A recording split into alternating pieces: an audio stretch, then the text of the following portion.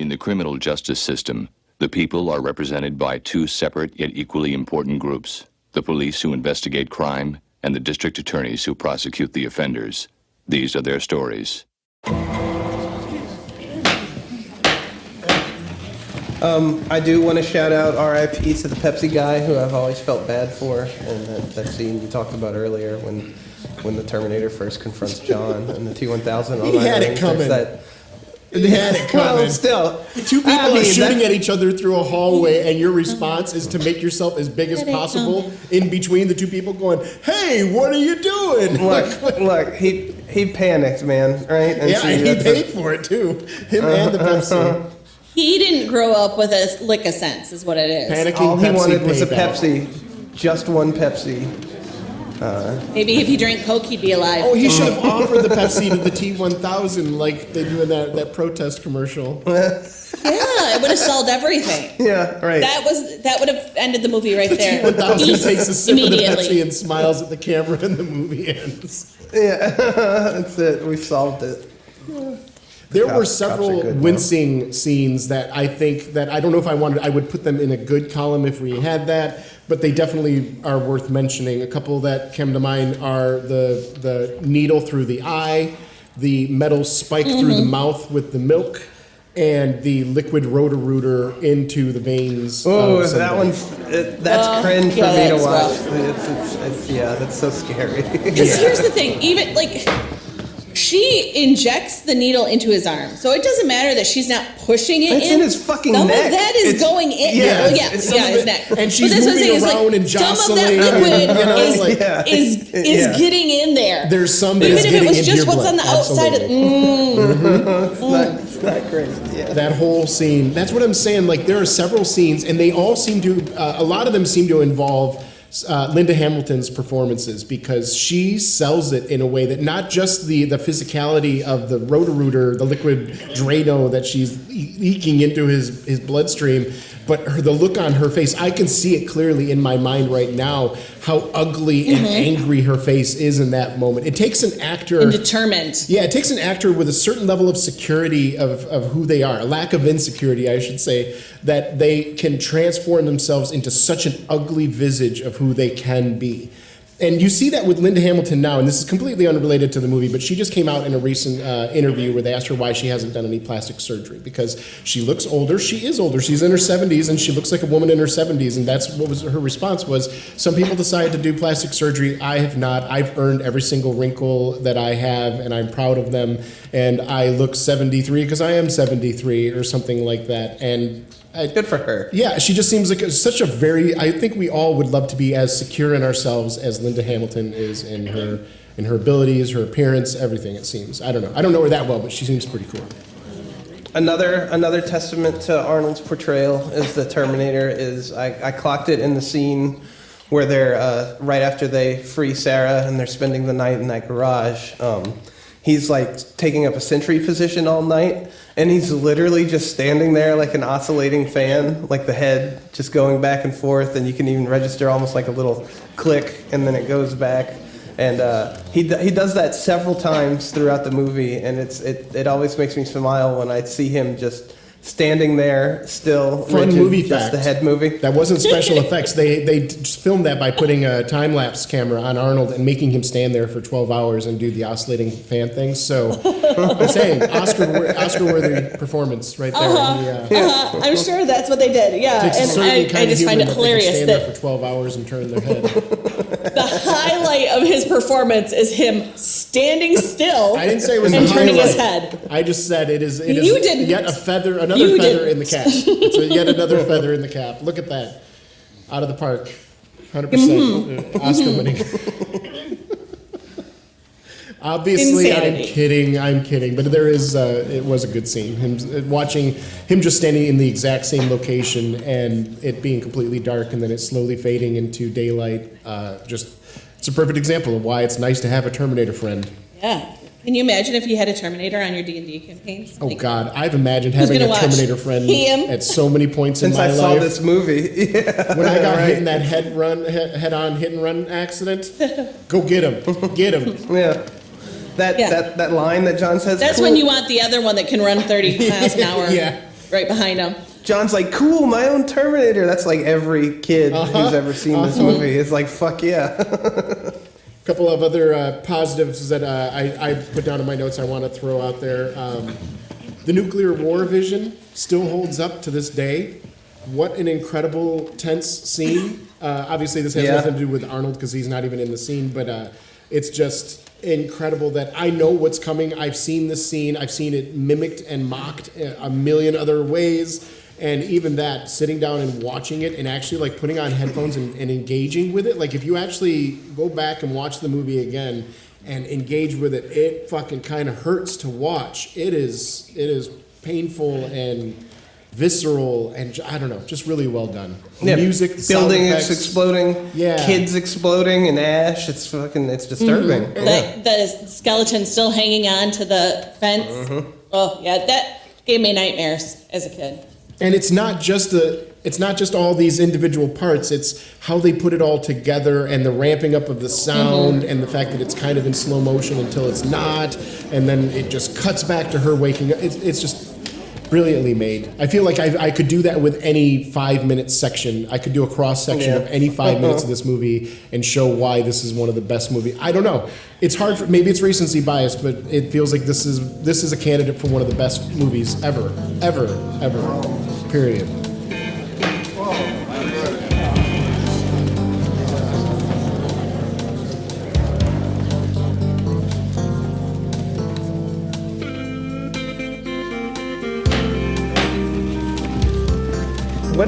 What did we determine the name was for with the self-fulfilling prophecy time loop thing? There's a name for it. Oh, it's a gin particle. Yeah, so the gin particle, the fact that if you've seen the first Terminator movie, you know that it gets crushed in that machine with its arm stretching out to Sarah, and just the fact that the undamaged forearm and the broken chip is what allows Miles Dyson and Cyberdyne Systems to basically retro-engineer the Skynet and the computing processor from that. It hurts the mind to think about, but it's also just so fucking cool. Like, of course, they found that, and they're like building backwards from that. Yeah. So who invented the Terminator chip?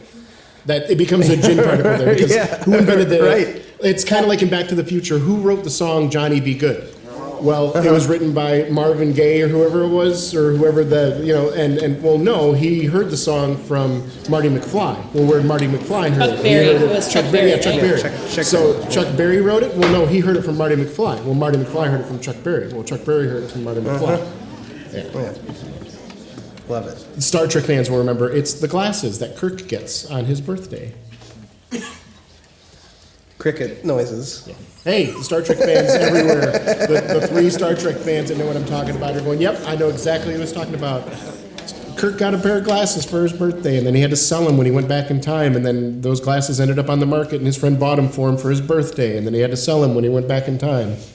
Yeah. Speaking of Miles Dyson and the Terminator chip, I love the little section where he's decided that, well, I'm not going to do this anymore, and I'm going to destroy all my research, but then he starts talking about the chip and getting all excited, and it's such a nice little character thing, because obviously that guy is going to be excited about computing and processors and stuff, you know? And he like catches himself and he's like, okay, but no, I can't be excited about this The dude anymore. has a sticker on his computer that says "Bit happens." He won me over right there. That is such program. That is peak programmer humor.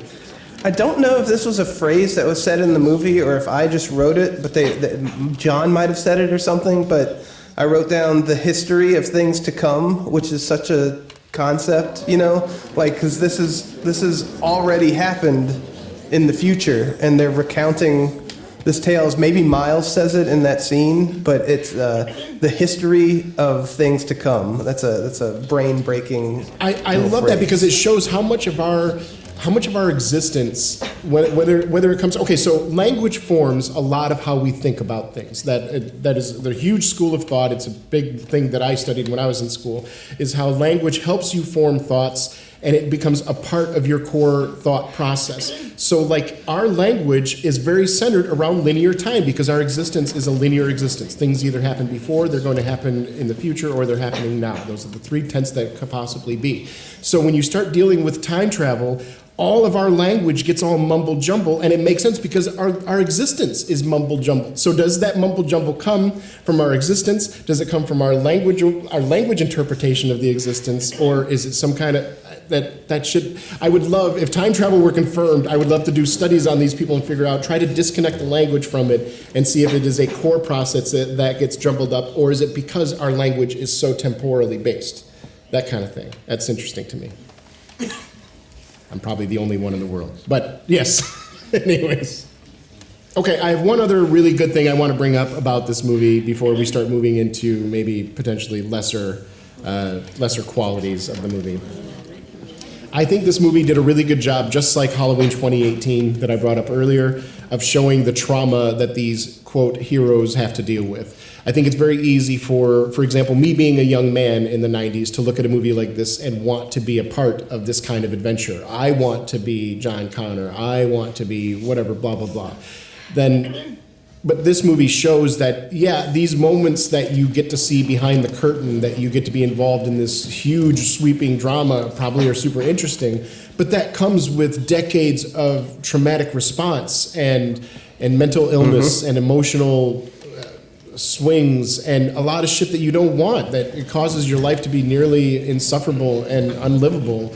And this movie does a good job of showing that one of our heroes, and she has to struggle with it during the fucking movie too. It's not just a state of being that she is in. She tries to grow from that. She is the big character arc that I really attach to this viewing, is watching her process that trauma and knowing it's kind of like she never is going to get over it. She's never going to conquer the trauma. It's a matter of managing the symptoms of the trauma and not letting it affect her daily judgments. And this might sound clinical and therapy based, but I love that because that shows that if you're a person that has trauma, this is a movie that shows you a path that you can find to try to find peace in your life. And she's also directly confronted by it, like the scene where she's escaping and the T-800 just steps out of the elevator is so awesome because to her, it's there to kill her, right? She has no fucking clue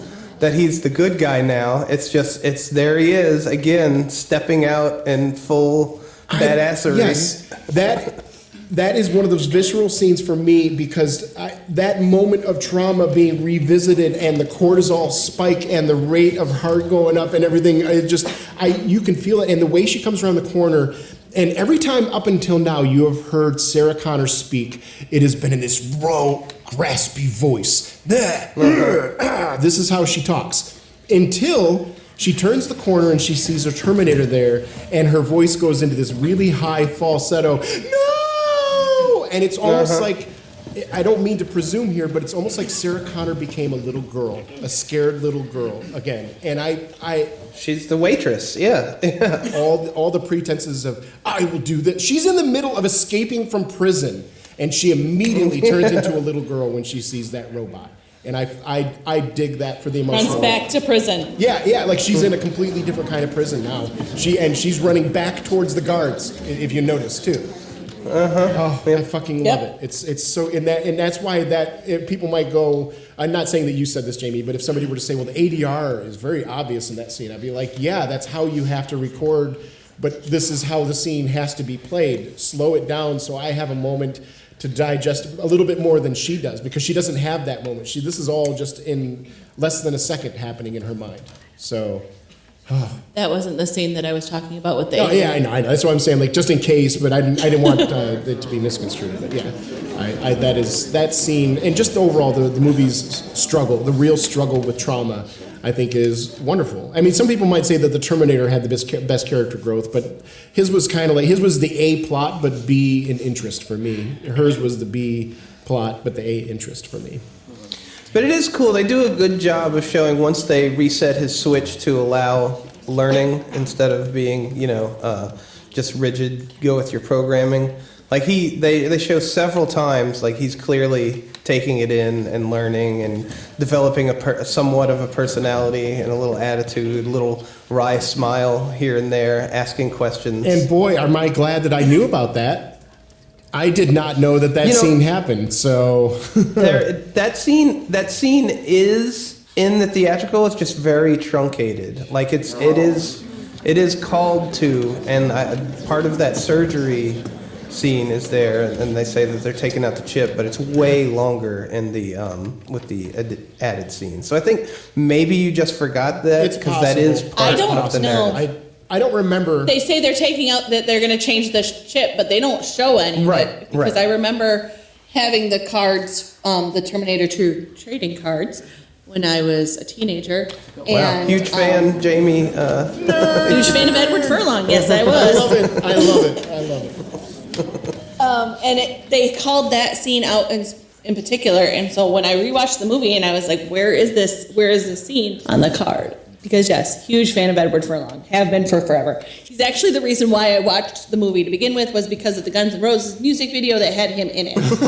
Wow, we came to that song, that apex in history. We came to it from the opposite directions, my friend. Very different places. Yeah. I'm like, oh yeah, Guns N' Roses is in this. Great. It's showtime. Good morning. It's a beautiful day. Could I speak to the drug dealer of the house, please? Don't you know the building is on fire? Jamie, please. Jamie, please. Don't do that. Jamie, please. What the fuck did I do wrong? Jamie, please. Jamie, please. God damn you. Jamie, please. Your confusion is not rational. I have just one or two more little positives. When the T-1000 is flying the helicopter, it grows a third arm to use the actual steering for the helicopter while it's reloading its MP5. Where's the arm coming out of? I didn't quite see that. It's coming out of like his You see where I'm going with this, Jamie. yeah. It's coming out of his lap. It's certainly coming from his it's fupa coming out of area. his torso-ish. Hand that way, just a hand coming out of there. And we're talking about it's fully clothed too. It's got like a sleeve and a jacket on top. Yeah. And it's not. And it's an arm. It's an arm with a hand. His third leg. His third arm maybe it coming should out, be. shaking hands with his third arm. But it's such a little thing, and like I can only imagine that half of the audience probably misses that, but it's still there for you to see it if it happens. And I also just love that when Arnold jumps up on the I believe it's when he transfers from the helicopter to the truck, he jumps up on the hood and like fires an M16, and it's just like he blossoms with the T-1000 bullet holes just completely covering the front of himself, and it's another just blink and you'll miss it scene, but it's like, if you're liquid metal and you're getting an M16 fired into you, that's what it's gonna look like. Just a nice little touch, and the him glitching out at the end is also cool with his like hand sticking to the bar and the color and the pattern like rising up and his feet meshing into the grate. All that stuff is such good little things. It's all this extra flourish that they really didn't need. You know, like they could have, like when we were talking about the blob coming down into the elevator, they didn't need to do that. They could have just had the spike still stabbing up or from the top until they get out, and then he drops down and chases after them. But no, they went a little bit extra and made it harder for themselves to make the story just a little bit better, just a touch better. Like I imagine if I were sitting with James Cameron, I would say, you realize adding that like doesn't really, it's a 0.0001% improvement on your movie. And he's like, yeah, but that's an improvement. Okay, you gave yourself hundreds of hours more work for that little tiny minute. Okay, cool. And I appreciate that, because it feels like this movie is just littered with them, except for the Arnold tuck roll. Other than that, everything is so finely polished that it's just, I don't know. It's nice to have a movie like this where you can just believe it. Your brain doesn't look for what's wrong. It doesn't try to poke holes. It just believes the world. The world feels very lived in and real. Do you have any more positive comments, Jamie? No. Oh, wow. Well, I mean, I could talk all day about it. I told Jamie that I realized I was just writing down everything that happened in the movie as my good, and I had to stop myself. I think we can talk about the scene Why don't you introduce Oh, our it's scene? yes, our scene spotlight. Everybody, it's time for our scene spotlight.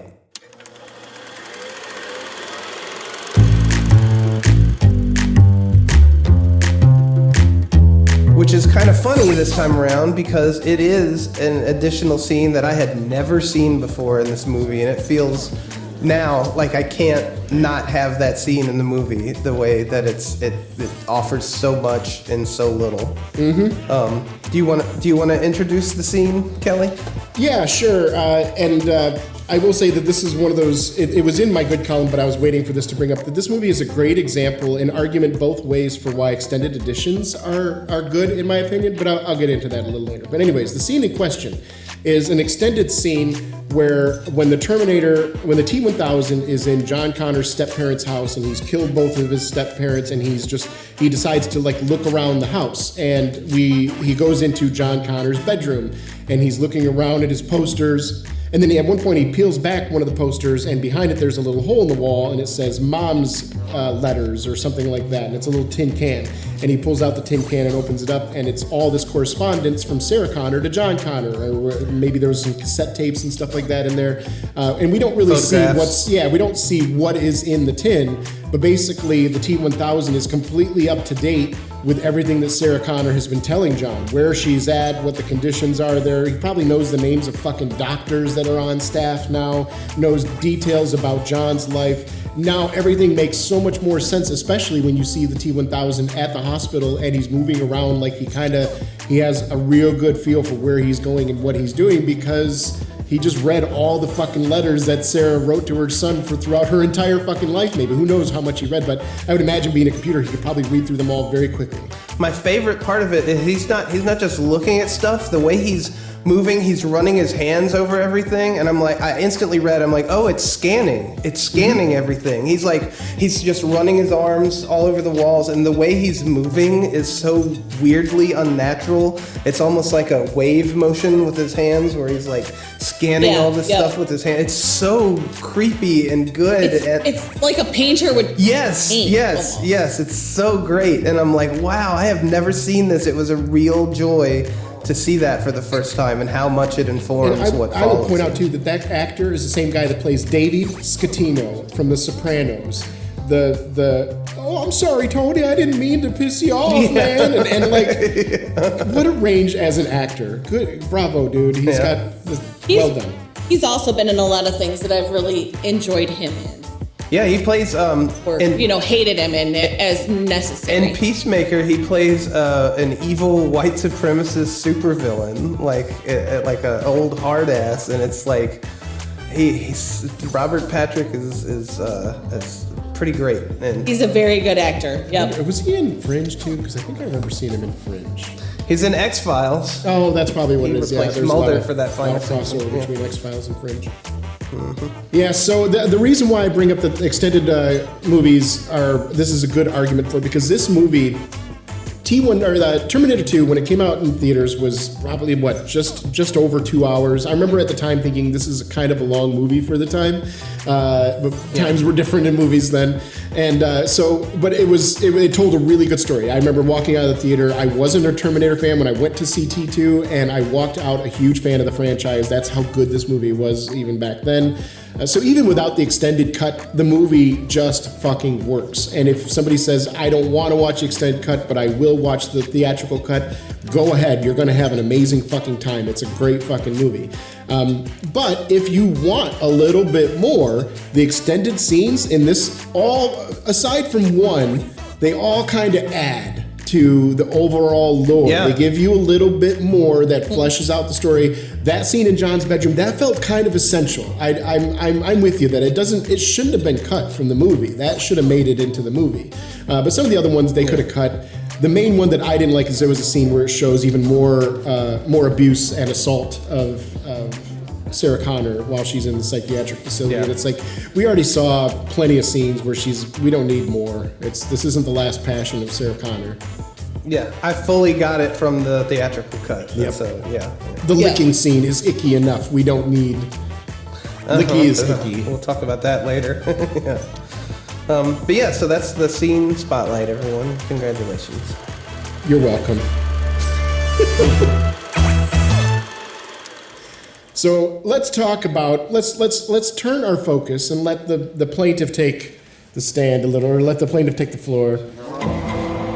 Go ahead and Jamie, give us some of the things that don't work about Terminator 2, or things in Terminator 2 that make the argument that Arnold sucks. Numero uno in what doesn't work: mimetic polyalloy. We're gonna need a sound drop of that. Arnold saying mimetic polyalloy. Bushmouth. Mimetic polyalloy. It's not that hard, Jamie. It's pretty easy. It was hilarious. It made me laugh because it took me out of the movie because he struggles to say it so much. Dude, I've seen this movie a dozen times, if And not it more. I sounds have like no idea what he was saying. It sounds like me. Yeah, I never picked up on it. God bless. Honestly. Well, you know what? It could be argued. God bless John Cameron. John bless John Cameron. Because James Cameron? James Cameron. Yes, there you go. Cameron. John bless James Cameron.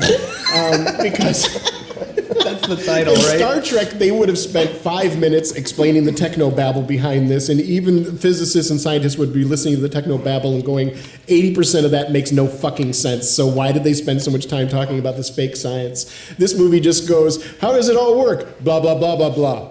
Okay. We just move on. We just fucking move on. If you ask the audience, you pause the movie and you go, what is it? They'd all go, polyalloy.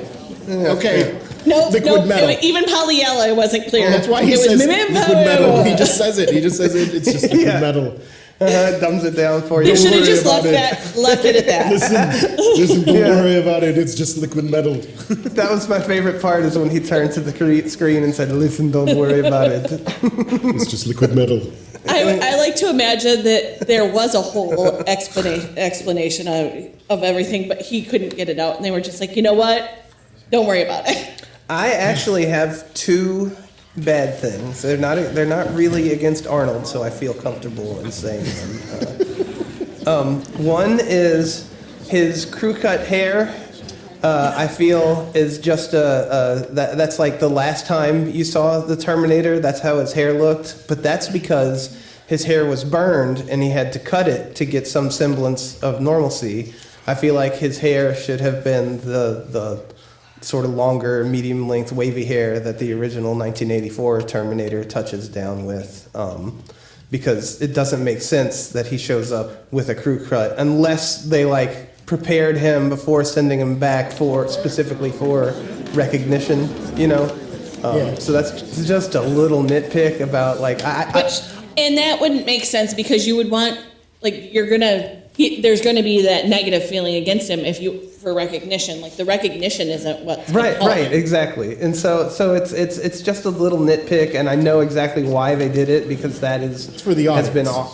For the audience. Well, and why that's did Arnold's he send back a look, TV-800 that looks exactly like the one from the first one at all? Why wouldn't he send one that looks completely fucking different? Exactly. It's for the audience. I understand. Yeah. It doesn't really hold up, but whatever. And the fact that he just so happens to see John Connor riding his bike when he's on his bike in fucking LA traffic, it's like, well, that was a freebie, you know? He was in the neighborhoods and stuff like that, so he kind of knew kind of locations, so you can narrow it down a little. He knew where he'd be roughly. Yeah, but you're right. There is a little level of coincidence that again, it's a movie, so we kind of buy a little bit of that shit. Yeah, I forgive it fully. I almost take that as shorthand of, okay, this took several hours for them to find each other. It's fine. Narratively, it's just something that my brain said, hey, really? You know, while I'm watching it. So I have two bads that came up while I was watching. One, the Bad to the Bone music. Why? The whole movie has this serious dun dun dun dun dun dun dun dun dun dun banana banana do do do do. What are you doing? What are we doing here? Are we laughing at the movie? Is this Army of Darkness? Is Ash going to come out and say groovy? What are we doing here? That it felt very atonal for the rest of the fucking movie. We're sorry to interrupt your wonderful listening experience, but it's time for us to do that thing we don't like to do, which is talk about ourselves. Obviously, we all hate that, right? Hey, speak for yourself, Jamie. Okay, so the rest of us other than Kelly hate to do that. Well, I I don't want anyone. I don't want anyone to really like be aware of me. I just want them to hear me and my opinions and agree with me. But that's it. Right, but you don't want the to talk positive about opinions, yourself. we want all of those. Yeah. The negative opinions, don't want to hear any of them. You want to talk about things and not about yourself. See, there's a difference. But what we would love for you to do is to share us with your friends. Share links to the show. Talk about it in our Discord, our different social media places. Share our links with your friends. Let them know how cool we are. Give your lovers an ultimatum that if they don't start listening to us, that you're going to leave their ass. Because you're too cool for them. The two longest lasting gifts you can give your lover are venereal disease and screen share and chill. That's been verified by science. So What a lovely do you love your comparison. partner? Do you not want to give them venereal disease? Give them us instead. We'll That's do right. the venereal disease part for you. Yes, we are a good substitute for venereal disease. Speaking of spreading and going viral, Why do you do this? I discuss our shows on all of our different social media platforms. We have YouTube, Blue Sky, Instagram, Facebook, TikTok, Bing Bong, Slide, all the new. Wait, hold up. Bing Bong. I don't think I was trying to make a prediction as to what they're going to be called in the future, and the way naming conventions are going, Okay. it's going to get simpler and simpler for the average person because the average person's getting dumber and dumber. So it's going to be shit like Bing Bong and Bloop and Fart and shit like that. That's what I shit you not. I was Bloop was in my mind. Don't forget to rebloop us. You know, Bloop all over That our should show, scare you, guys. Keith. That should not be a point of pride. we just kind of bloop ourselves. Bloop ourselves. But what's the best place if you want to actually interact with us? What's the number one place to find us? Well, we're all huge nerds, and we hang out on Discord because we're chronically online, and there's a couple people there that get to, we powwow with. Our friend of the pod, Adam, hangs out there. You should check out his music, by the way. Adam Emond. Yes, I got it's it like right this almond time? with an E. Yeah. Hey. Yes, exactly. And our super listener you can Mike is find there the sometimes information- too. The guy that won our first contest, our first tier Yes. list. He's there every once in a while. Yes. Original super listener Mike, also known as Spike. You can find our Discord information plastered all over our socials, specifically Facebook. So come join us and have a good time. Have a little chat. Stay a while. And then if won't you really wanted to help us, you could throw some reviews on any of your podcasting listening devices. So Spotify, Apple, YouTube, whatever. Just throw a review in there. Give us 5 stars. Tell us what you like about us. We'll read about it. We'll read it on one of our ads or maybe one of our shows sometime. And if you really extra double like us, you can reach within really deep and just give us some of your money. Goat see Because, some money one, to us. we That's what deserve Keith is telling you. That's what I heard too. I don't believe those Reach words I used, but deep if into that's- there. We're talking elbow deep. In that hole. Deep. Holy shit. I don't think they're gonna want to give us any money after this, but on the off chance, But what if they feel it in their cockles? yes, if you feel us in your cockles, then please reach deep within yourself and take a visit to Ko-Fi, where you can rent us a movie to watch, because it ain't free to watch all these movies. There's so many different streaming services and so many things that aren't on streaming services that we have to rent, and to keep us from having to do anything of a nefarious nature, rent us a movie. It would help us out. Or you can also pay to force us to watch a movie of your choice, and we will watch it. It's not guaranteed that we'll like it, or if it's a movie you hate and you want us to hate it, it's not guaranteed that we'll hate it, but we will watch it. And You we say will pay talk us so about we it. won't do anything nefarious. It makes me think of like the three of us getting dressed up to go like rob a little old lady of her lunch money so that we can pay for No. It's insurance money, you wouldn't want nothing bad Like to you wouldn't want happen. anybody to kick your cane out from underneath you. Boop. Yeah, so rent us a movie. We're here for your protection. Back to the show. The second one is very small. It's just that at one point when they're talking about when they meet up with the poor Mexican, I would assume, family, which that was a little, Yeah. it felt a little icky, but whatever. And they're fixing the car. The gentleman that's fixing the car says the starter motor is gone. And I'm like, the starter motor? Yeah. What? Who wrote that? Like, I'm not a car guy. I'm not a car guy at all. But I do know that there's no such part as the starter motor. What? I mean, maybe I'm wrong. I don't know, but it sounded like gibberish to me. You're not. It just said the starter's gone. The starter is gone. Simple. And okay, we need to get a new starter. How are we going to get a starter for a 78 truck out? And, I get that. That's hard. I'm seeing on Wikipedia that an engine starter is also referred to as a self-starter, a cranking motor, or a starter motor. So it's not. Okay, so maybe it's regional. Maybe, but that's I've regional. never heard a mechanic or a car person refer to it as a starter. I'm always just with been you. the motor or the starter. I've never heard it in my life outside of them saying it this movie, but it is Yeah, on Wikipedia. So maybe Arnold Schwarzenegger is like live editing, or I'm sorry, Alan Beback is editing Wikipedia as we talk because he's got a spy. Yes. His primary role is a cobbler. His secondary role is an editor of Wikipedia. He's really helping out his buddy. Yeah, well, I mean, and also it goes to show you that we watch a movie this long, and those are the two bads that I have. One is, okay, technically maybe they're right, it's just a little unwieldy in words, and the other is that I'd stand by the bad of the bone. That's a bad choice. That takes this movie away from being the most perfect movie ever. The gratuitous nudity for the Terminators, just so that they can show Arnold's body, is a bit much. Very male gaze oriented. All those muscles, Yes. Jamie. Very male All gaze those oriented. muscles you don't understand. Yep, let's show his Now, muscles. when you say gaze, Yeah, Again, well, both. once you realize that women don't want the huge muscle-bound guys, like I'm sure there are women that enjoy that, but most women there are are. not really attracted to those muscle-bound guys. That's not what most women are into. Then you realize that these movies are kind of for men. That's when you see Chris Hemsworth without his shirt on or Chris Evans without his shirt on. That's not for the ladies. Sorry, guys. And you know what? It's not even for the gay guys. yeah, just I'll let other you guys figure out how it admiring works guys. out. Yeah. Yeah, it's for you to want to look like.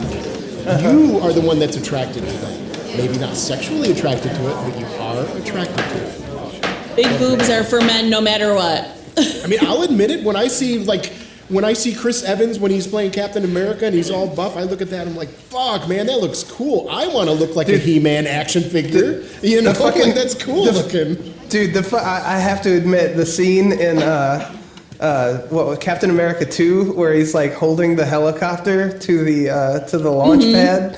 I was in that movie theater with my girlfriend, and I went, God damn, and she just went like, oh my God, and like we were both like admiring the physique of Chris Evans, because it was just like, holy shit, look at this dude. Like, don't get me wrong, I don't care enough to do it fucking 6 hours a day, but Right.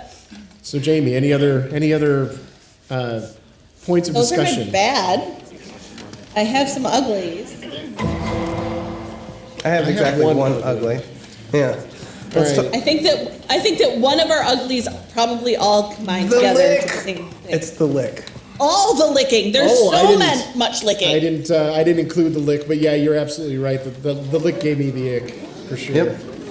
The lick gives the ick. And my other ugly is tied to that one because that lick implies that she is sexually assaulted. Yeah, oh yeah, repeatedly. absolutely. That implies that this is not the first time that he's done it. This is not the first time. He's probably not the only one that does it. So like, Right. Yeah, infer what you wish And from it's that. but- probably not just to her. No, even as I was 12 or 13 or whatever when I went and saw this movie in the theater, even at that age, I could put two and two together and figure out that he was doing something improper, not just licking her. There was a sense of familiarity that made it so. That's what made it so gross. How slow he did it. And did Right. Yeah. Honestly, like I've been with partners that like try to seductively like lick the sides of my mouth or try to like, and this scene has kind of ruined that for me. I'm like, no licking of the face. I can't imagine a scenario where you licking my face is seductive. If you have dogs, it's just not seductive. Yeah, like I'll let a dog lick the side of my face. You know what I'm Right. saying? Like that's a little Yeah. different than.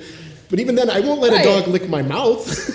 Like, no, you lick you Right. lick over here on the side of my cheek, and I'll kiss you on the side of your cheek too. I'm not gonna kiss my dog on the. God bless the if that's concept. what you do. I'm not here to shame, but That's why it's so off-putting, is because it's not normal human behavior. Yeah, it's pretty bad. Jamie, got any other uglies? Oh, no, those were my two. The implied sexual assault that is implied by the awful. We And then there was the second lick on the back of the neck. That was awful. yeah. Why lick? Twi'lek. Wylick. We My like only Twi'leks. ugly is probably a fitting way for us to end this part of the discussion. But Terminator 2 just should have been the end. It should have ended here. This story Yes. got told here. I feel like this ending. Actually, I even kind of like the original theatrical ending, which if you watch the extended cut, there is a different ending to it too, where we actually go into the future and see that a different future did end up happening. I do like the original theatric ending better. Yeah. Honestly. Yep. I mean, I still got implied that they avoided the crisis of Skynet and all that stuff. I had hoped that they won. They did everything they needed to do, and they made the proper sacrifices, and they did live a somewhat normal life aside from the trauma that they had to deal with. But in the extended cut, they actually show us Sarah Connor 25 years or whatever it is in the future at a park watching all the futuristic kids play in the future without robots killing them. The theatrical version with just the dark road, and she's saying the future is now unknown. That's a happy ending. That's so much better. Yeah, it is a happy ending, but it's hopeful instead of vindicated. Right. The future is unknown, where she knew what the future was, and it was absolutely That's all she abysmal. wanted. Yep. Yeah, we didn't need to see the future with her family and everybody happy and all that stuff. We just needed to know that the future was still unwritten for her. That was the most important Yeah, part. fully agree.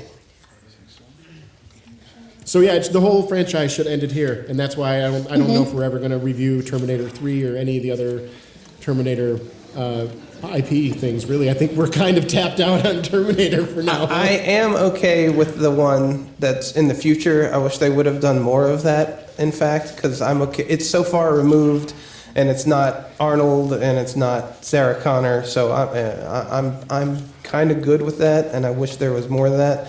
But after that, didn't do great. They just kept going back to the Arnold well, and he'd aged out of the Terminator role. If we're being honest, they should not have gone back. To Even Terminator 3, he was at the point where, Yeah.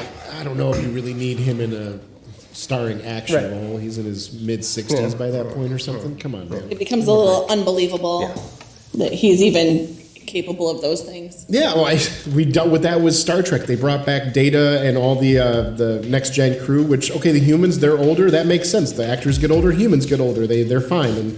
But Data, the android, comes back and he's older and he's heavier and he's God bless Brent Spiner. Good That's for him. what He's a happens to fucking human brilliant dude. beings. It's Exactly, that's what happens to human beings. But we're supposed to buy that this robot got older and heavier, and I don't know why that happened. So that he can properly mimic a human. Who the hell am I? My body. Who the hell am I? My choice. Who the hell am I? Are you my father? What do you think I look like? Who is the father? Jamie, please. Jamie, please. Don't do that. Jamie, please. What the fuck did I do wrong? Jamie, please. Watch your enemies. Jamie, please. See them driven before you. Jamie, please. And hear the lamentation of your women. Okay, so are we doing our 3+1 questions on this? Of course we are. Absolutely. So we usually do a 3+1 questions, which some people would consider that 4 questions, but I like to look at it as 3+1 questions. And the first of the 3 questions, which is the first question of which would be, if this movie was completely replaced by Muppets, except for one human actor, who would the human actor be? Well, this one's actually kind of tough. Obviously, it's Arnold. I think Arnold stays and everybody else is Muppet. Yeah, that's the obvious answer, but then you lose the great acting of Sarah Connor, Linda Hamilton. You lose Edward Oh Furlong. God, Sarah Connor being the only human, that makes her even seem more off of her mind. Sarah, do you understand? All these... You're living in a fantasy world right now. I know! All these Muppets explaining to her that she's crazy, yeah. Her breaking out of the mental institution becomes much funnier because she's just throwing fucking Muppets around, holding one up with the fucking Drano next to it. Is Gonzo the orderly that licks her? It is a different, completely... No, Gonzo is the doctor. Gonzo's the doctor. Okay. Sarah, you it know, totally It's changes funny the- with Fonzie as the doctor because he's just so. that works too. Yeah. Or Beeson, whatever the Bunsen, scientist yeah, is the yeah, doctor. Bunsen, there you go. Oh no, yeah, doctor. Dr. Bunsen. Yeah, that works. It changes the tone of the movie completely, no matter who you do it. But I don't know. I think the clear choice is to make. I think we bend it a little bit and we make both of the Terminators The humans. as human actors, and it's just human Terminators just plowing through and making a mess out of hundreds of Muppets and just tearing through a Muppet world, destroying everything. This That might be the fun. Swedish chef as Pepsi guy. Hey, we're in the freaking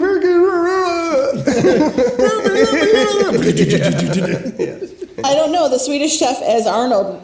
Arnold's character kind of goes too. I can hear him say mimetic polyalloy. Mimetic earlier. Exactly. But either way, Miss Piggy as Sarah Connor. That would Excellent. be Yeah. brilliant. He's from the future. Does Kermit play John then in that instance? Since he's kind of like the other lead male actor. No, he's Kyle. Oh, He just comes back in the flashback scenes. I love it with like a huge. And he comes back in the flashback And scenes. he's got a huge trench coat billowed out on the bed with his little dangling Muppet legs off the side of the bed. Yeah. His Muppet legs just kind of flopping around lazily. Yeah. All right, the second question is, what would the promotional popcorn bucket be for this? This is around the time when those actually were already coming out, so there might have already been one. The easy answer is like a Terminator head, right? The robot. Yeah. You open up the top, and popcorn goes in there. Other options could be a helicopter, a vat of molten lava metal. What about the Bowl El Gol gardening truck? What the fuck was up with that name of that business? I'm still thrown by that. The fucking words on Bol El Gol. BOL. It was BOL-L-GOL, right? Yes. If I'm remembering correctly. Sure.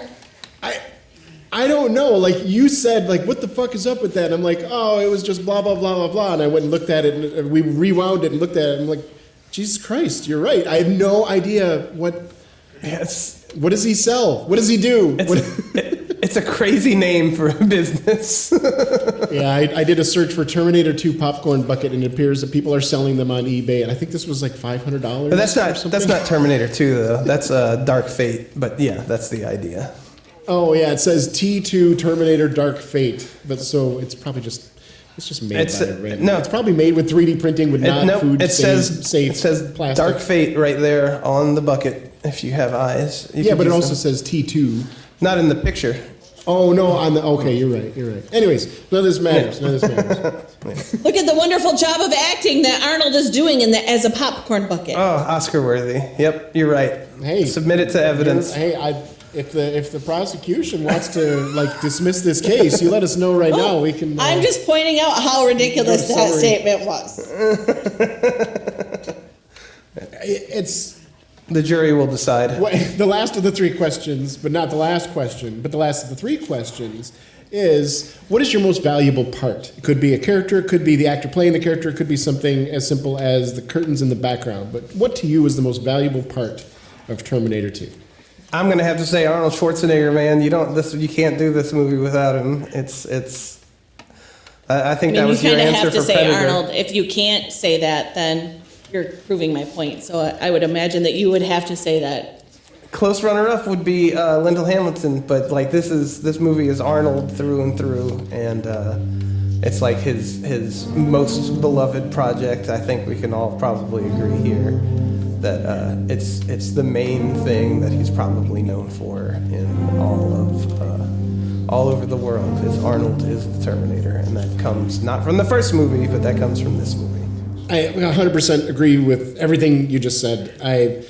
Lyndall Hamilton gets a huge honorable mention because if this were any other movie, she would have been the number one choice because she was fucking brilliant, and I fucking love her performance of Sarah Connor. But like I brought up earlier, I think it's almost difficult to argue against the fact that you cannot do this movie with anybody but Arnold. especially at this time in history, after Terminator 1 had already come out with Arnold playing the Terminator, this movie would not work with any other actor in the world. So how do you, I think by very definition of the words, the most valuable part of it is Arnold, and I'm not even talking about the Terminator, Arnold Schwarzenegger himself is the most valuable part of this movie because it does not work without him. What about you, Jamie? He is easily the least interesting part of this movie. There are so many other great things going on in this movie that he could have been played by an actual robot and it would have been fine. Well, they didn't have... I don't know. I disagree. Yeah, I don't. First off, we don't have any robots that can play the kind of emotion that he plays. He doesn't play 'Cause emotion. even though he doesn't play Yes, emotion. he does. Yes, he does. No, Yes, he does. At no point in Yes, this he does he show emotion. He does. He shows pissed off. He shows smiling. He shows being a smartass. He shows annoyance. Even when he does the up top, down low, Yeah, when he too slow, tricks him and he gives him that little looks look. annoyed at him. He's like, "What the fuck, kid?"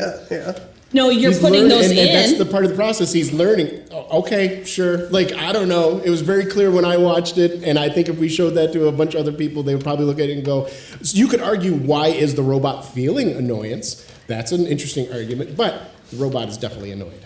Anyways, Linda Hamilton, 100%. She is the one that actually carries the movie. Hey, I'm I support. I'm glad somebody named her. And honestly, like she carries the movie, but the gentleman who plays Miles, Edward Furlong's character, they're all doing a great job. They're the ones that sell the emotion of the movie. That Arnold's quote unquote portraying. They're the ones that bring the emotion. This primary cast, nobody phoned it in. Everybody brought their fucking A game.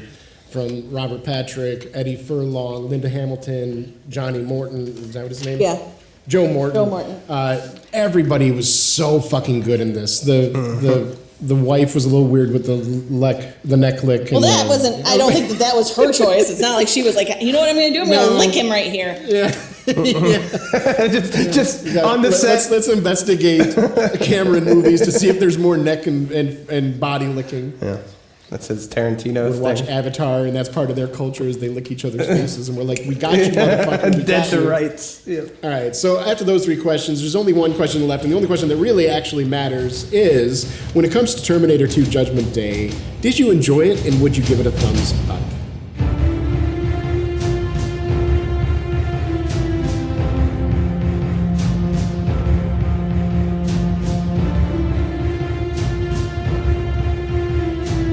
This movie is great, not because of Arnold, in spite of him. It is an amazing movie. It's 100% a thumbs up. Yep. I mean, I think it's a masterpiece. It's. I am loath to admit that I find it a better sequel than The Empire Strikes Back, which I think is the other example of like a perfect sequel. I think this does sequels better.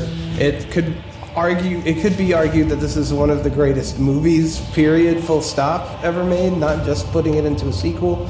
I'm not prepared to say that, but I'm definitely prepared to say it's the greatest sequel.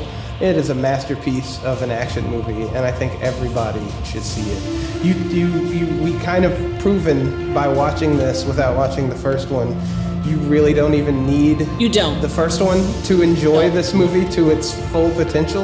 It helps. This 100% stands on its own.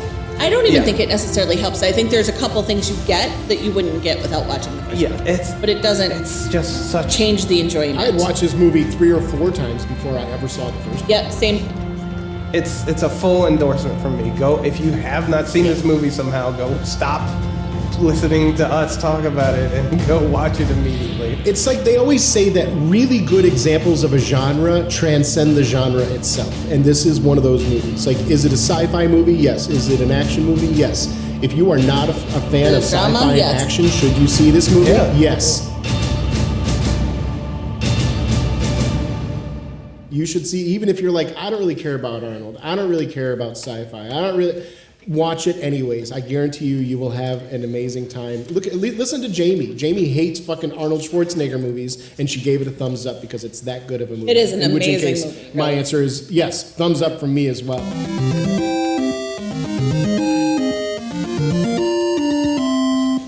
This movie is, I'm the one that's probably strongest arguing that this is probably one of the best movies ever fucking made. I would have a hard time, like, name a movie that's better than this, and we're probably talking about something that is so different in genre and tone that it's almost difficult to compare the two. But I don't know. As far as sci-fi and action and like these really deep thinking but hard hitting movies, this is on a pedestal of its own. There are very few movies made with this quality ever. Period. So those were our thoughts about this, and any closing arguments from our let's say our defending counsel. Any closing arguments before we adjourn till our next session? The defense rests because Arnold is just such a great entity, and this movie proves it. So you're not going to call any witnesses, no extra evidence added, nothing of that nature? Well, we'll see what happens next time, but for now, I'm pretty confident in my argument, and that my client is a boon to the film industry as a whole, and is just a phenomenal pop culture icon. All right. Any closing statements from the prosecution? Absolutely. The one time that Arnold Schwarzenegger does great in a movie is when he's playing the role of a robot and doesn't show emotion. You heard it here. He does great. Even the prosecution said The that one he's great in time, this. there's always an exception that proves the rule. And if he were actually such a great actor as the prosecution is constantly putting forward, the defense is constantly putting forward, if that were true, the defense would have no problem knowing what movie I'm going to pick to prove that he's not a good actor.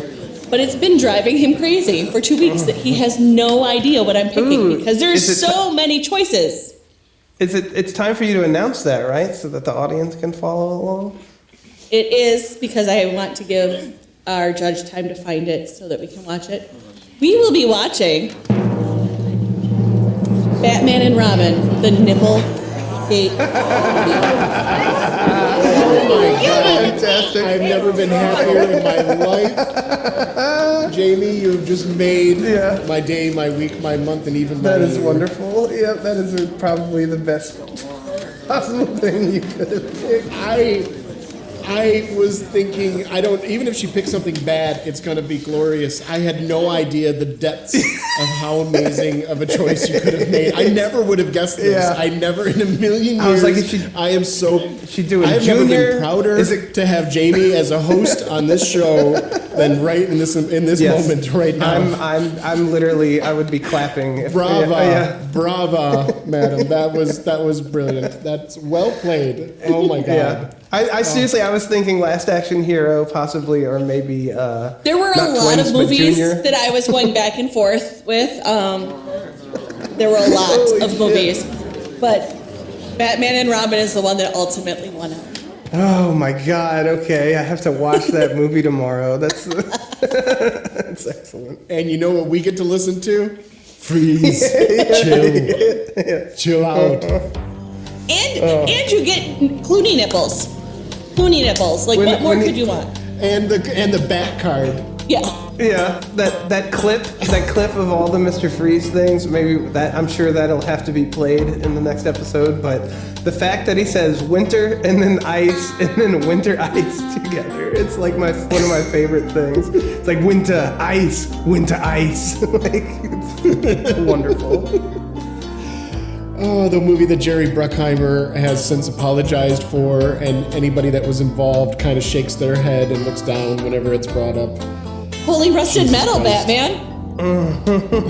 Holy rusted metal, Batman. All right, well then, for Screen, Share, and Chill, for now, we are going to adjourn our courts until next week when the people, the Arnold Schwarzenegger, will continue with Batman and Robin. That is the official name, right? Yep. Just Batman Yep, and Robin? Batman and Robin. Yeah. I know that from memory, even though I've only seen the movie like maybe once, maybe twice. All right, here we go. Jamie's evil laugh.